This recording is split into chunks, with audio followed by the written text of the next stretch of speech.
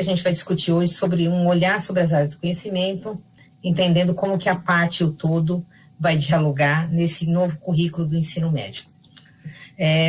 Esse novo ensino médio, na verdade, ele tem dois grandes diretrizes. Uma é o novo ensino médio, que é uma lei 13.415, que altera a LDB, a nossa LDB de 96, que traz a normatização especificamente para o ensino médio. 96 foi um marco importante, a LDB de 96, porque ela inclui o ensino médio na educação básica, o que foi um avanço enorme, né? Se faz parte da educação básica, é obrigação do Estado e, portanto, foi um enorme avanço. E a partir de lá, eu não vou detalhar aqui, mas a gente vem com uma série de documentos para tentar, o ensino médio inovador, para tentar resolver um grande problema que é o ensino médio. A gente tem uma evasão escolar absurda dos alunos que saem do 9º ano, são muito poucos que entram, eu não vou falar a porcentagem, mas é um absurdo a evasão já na passagem, e depois os que estão cursando, eles vão se perdendo ao longo do caminho.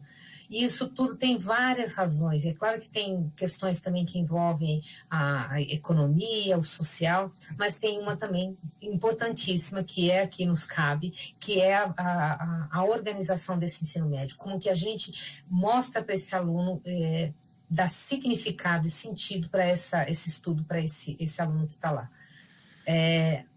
O ensino médio ele vem com orientações da matriz, de como você organiza a matriz, não vou entrar aqui detalhado, a gente vai chegar especificamente o que precisa, e a Base Nacional Comum, ela traz as habilidades essenciais no novo ensino médio, que a gente chama da formação geral básica, as habilidades essenciais para todo estudante do país. E é da junção desses dois que a gente vai conversar. Os dois dialogam pela mesma coisa, de você ter uma proposta que supere a fragmentação disciplinar. Então, por que a gente precisa? Porque, historicamente, a educação, ela não é disciplinar, né? Na organização que a gente tem. Ela é complexa, ela é da realidade. A gente tinha um tutor que caminhava pelo mundo com seu pupilo, explicando o mundo que é complexo, que é interdisciplinar. Depois, só que isso era muito difícil em termos de você ganhar escala, né? Você tinha um tutor para um professor, um pupilo, e aí você coloca todo mundo numa sala, por volta de 1.600, é mais ou menos o modelo que a gente conhece, coloca todo mundo na sala, você tem um professor para vários alunos, resolvendo um problema de ampliar esse acesso à educação. E perdemos muito na questão que envolve a personalização, o acompanhamento, uma visão do todo e assim por diante. Também não vou entrar aqui na questão porque passa a chamar disciplina, historicamente, porque vem de disciplina mesmo, de regras de organização. Recentemente, a gente usa o termo componente curricular, e aí já vem a primeira deixa, né? Componente curricular é algo que faz parte de um currículo, que a gente já vai discutir. Na proposta do novo ensino médio, a gente tem esta parte da BNCC, que é chamada de Formação Geral Básica, a FGB, que trabalha por áreas de conhecimento, especificamente só na área de linguagens, que a gente tem um componente curricular de língua portuguesa, não é porque é melhor, nem pior, nem nada, é porque ele tem objetos que são muito próprios da língua portuguesa, da nossa língua materna, e que não são interdisciplinares, e só por isso. E no caso da matemática, que é uma área sozinha, mas o tempo inteiro a gente coloca em todos os documentos aparece que a matemática tem que dialogar com as outras áreas do conhecimento. Então, aqui já vai mostrando para a gente, aqui está muito clara, é um dos pilares mais fortes da base, é a interdisciplinaridade do trabalho por área. Na parte de itinerários, a parte de flexível, de escolha, seja itinerários específicos, itinerários eletivos ou itinerários curriculares comuns, ou até técnico, ele não importa, mas ele também se apresenta de forma interdisciplinar. Pode ser mais propedêutico, interdisciplinar por uma área de conhecimento, ou pode ser que envolva todos. Não há regra aqui na parte itinerária enquanto você agrupa os componentes curriculares. Não está passando. Aqui. Vou trazer uma fala, eu gosto sempre para fazer referência às pessoas, grandes educadores que pensaram antes da gente e que a gente já aliviam grande parte da nossa reflexão, e a gente pode avançar. O John Dewey já traz, e o John Dewey é antigo, mas lá no começo do século, ele fala um pouco, século passado, na verdade, ele fala um pouquinho sobre a escola, que não é um lugar de preparar os jovens para a vida, é a própria vida, né? Alguns falam que a gente tem uma relação dialógica e dialética com a realidade, ou seja, a gente traz a vida para a gente discutir, a realidade para a gente discutir dentro da escola e depois devolve esses meninos para a vida, mas ele também mostra que é muito importante trazer, que é muito relevante trazer os desafios da vida real, o que ele vai enfrentar. É aqui que vai dar significado. Ausubel também já falava isso, né? David Ausubel, que falava da aquisição e retenção do conhecimento, do aprendizagem significativa. Ele fala como que você traz esse desafio da vida real, essas questões complexas ou problemas, como você queira chamar, para dar sentido para o que ela não está estudando, porque aí ele consegue estabelecer relações.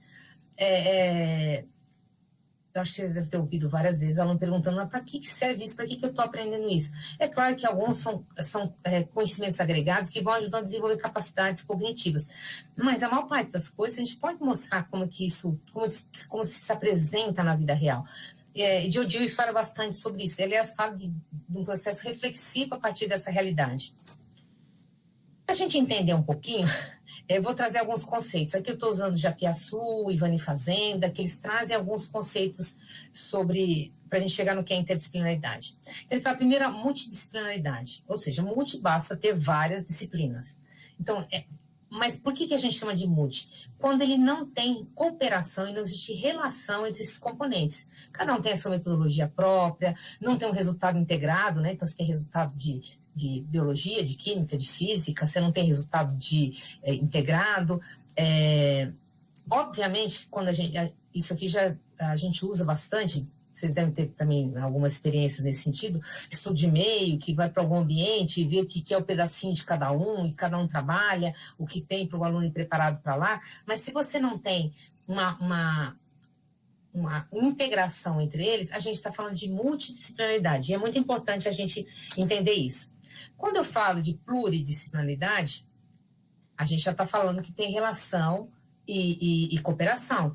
Então eu sei que a gente está estudando o mesmo objeto, frente a esse objeto, vários componentes curriculares vão estudar, então vamos estudar, sei lá, a cidade de São Paulo, vamos estudar o estado do Paraná, e aí esse objeto ele pode ser estudado por vários ângulos, por vários componentes curriculares.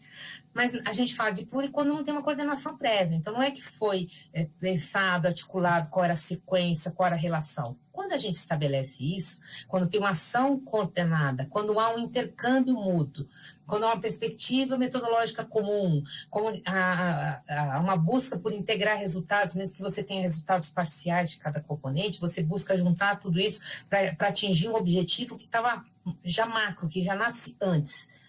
A diferença, para vocês entenderem um pouco mais, né, na prática, é que os objetivos, numa proposta interdisciplinar, os objetivos eles vêm antes de qualquer outra coisa.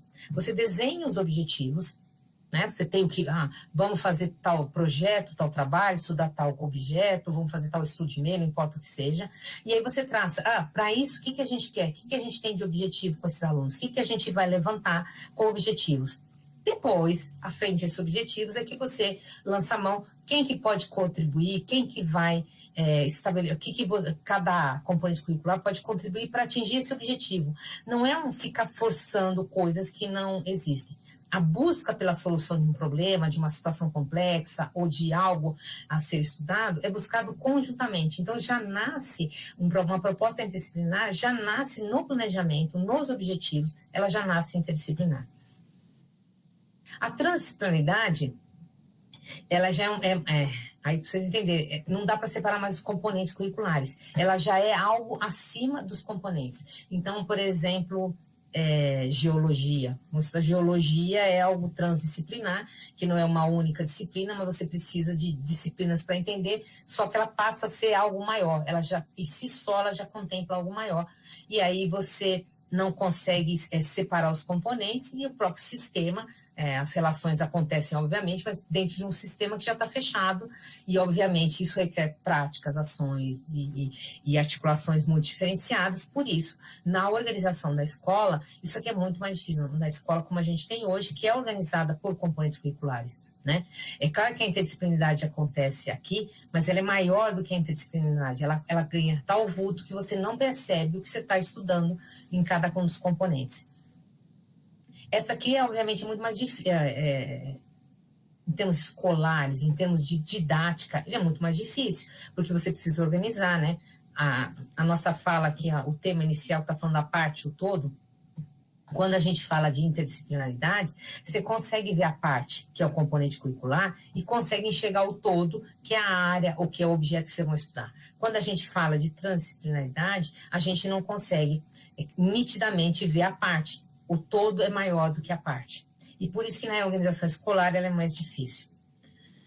Quero trazer também aqui para a gente discutir, para quem já não leu, aconselho a ler, Edgar Morin, tem um livro bem bacaninha, bem acessível na leitura, que chama Cabeça Bem Feita, que ele fala até é mais importante uma cabeça pensante do que uma cabeça já estruturada, algo fechado. A ideia é de que você vai preparar o aluno para desenvolver competências, estabelecer relações e construir esse conhecimento. Quando a gente faz isso, o aluno, e eu trouxe essa imagem porque atrás tem essa rede complexa, o aluno tem que entender o que são os pedaços, mas como esses pedaços conversam, quais as relações que eles acontecem. Vamos aterrissar isso aqui já numa coisa bem concreta. Primeira coisa, quando a gente fala de questões metodológicas e que todos os componentes curriculares para trabalhar de maneira interdisciplinar tem que ter em vista, é que vamos formar um aluno integralmente. Quando a gente fala de formar um aluno integralmente, e para quem lê os documentos, já desde a LDB, depois com os parâmetros curriculares do ensino médio, a gente já trazia a tipologia de conteúdos. Foi a fundamentação teórica Zabala e Perrenu, principalmente, em que ele fala o saber fazer, o saber ser e o saber aprender a aprender ou aprender a ser, que depois a Unesco, no seu documento do relatório Delors, acrescenta mais o conviver, né? São os 4 pilares da Unesco, baseado no relatório Delors, mas que a gente já tem nos nossos documentos, fala que você tem que pensar o aluno numa formação de maneira integral e preparando ele para as diferentes tipologias de conhecimento, o fazer, o saber, o fato, ou aprender. Quando a gente vai para cá, essas dimensões da competências que estão lá, a gente tem que considerar isso também. Na base, as 10 competências gerais da base, que são desde a educação infantil até o ensino médio, quando você observa, uma parte deles são competências que a gente chama socioemocionais, soft skills, ou como quiser chamar, que são essas que buscam a formação integral desse aluno.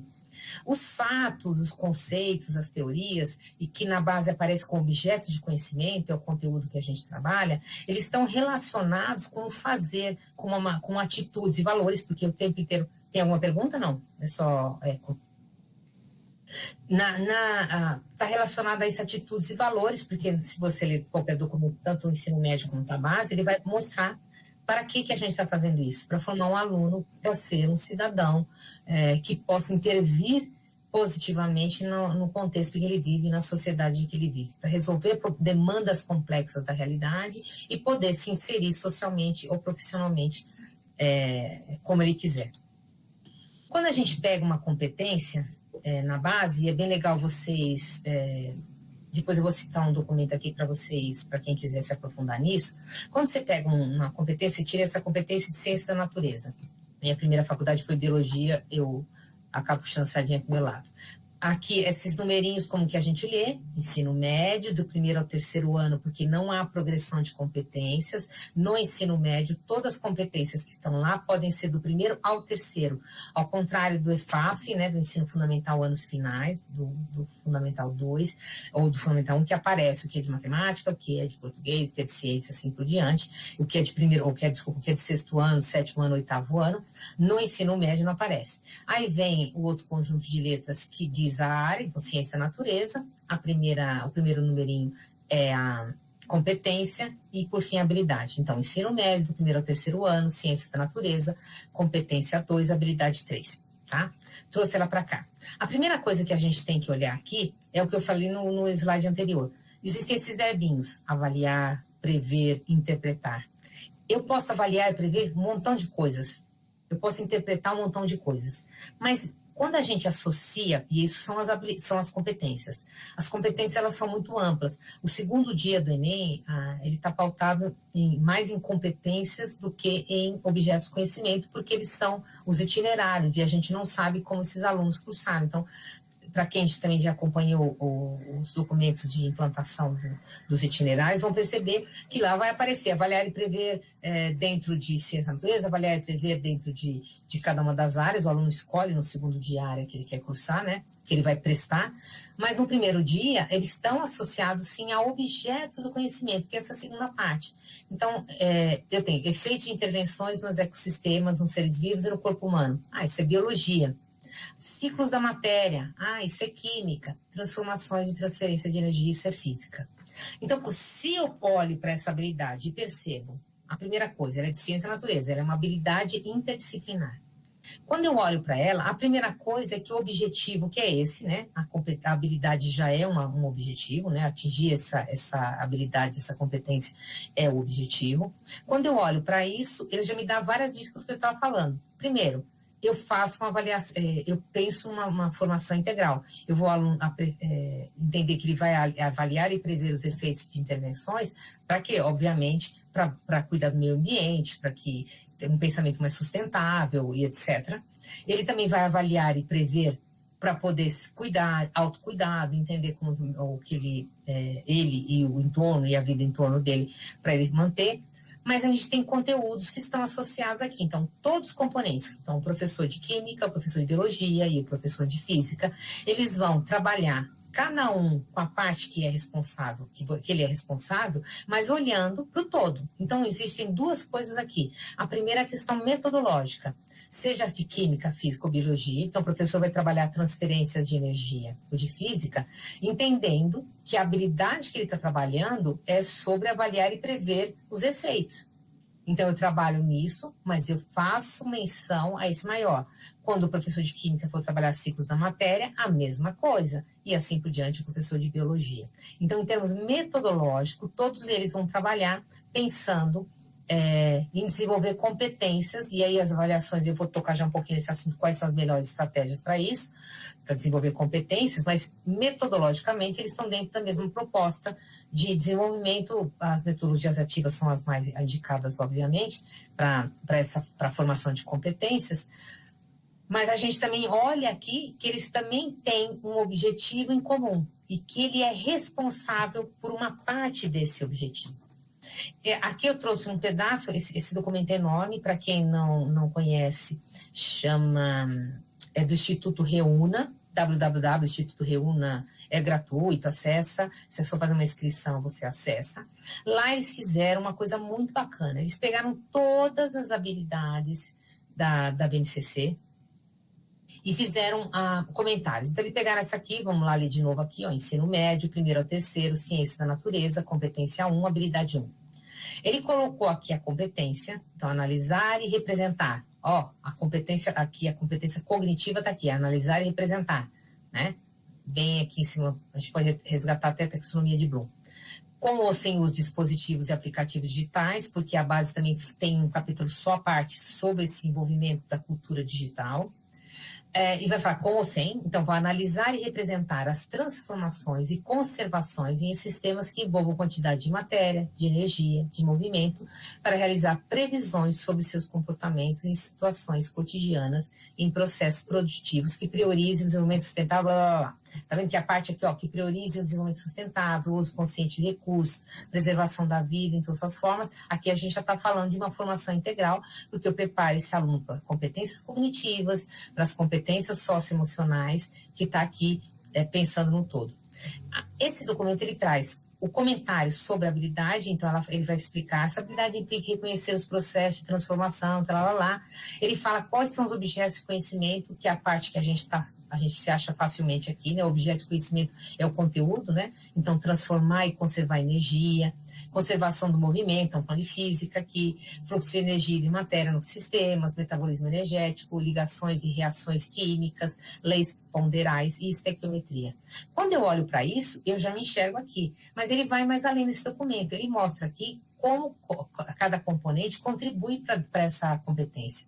Então, aqui, a biologia contribui no desenvolvimento dessa habilidade ao tratar da análise do fluxo de matéria e energia nos ecossistemas, nas cadeias tróficas e em processos como fotossíntese, respiração, relacionados ao metabolismo energético.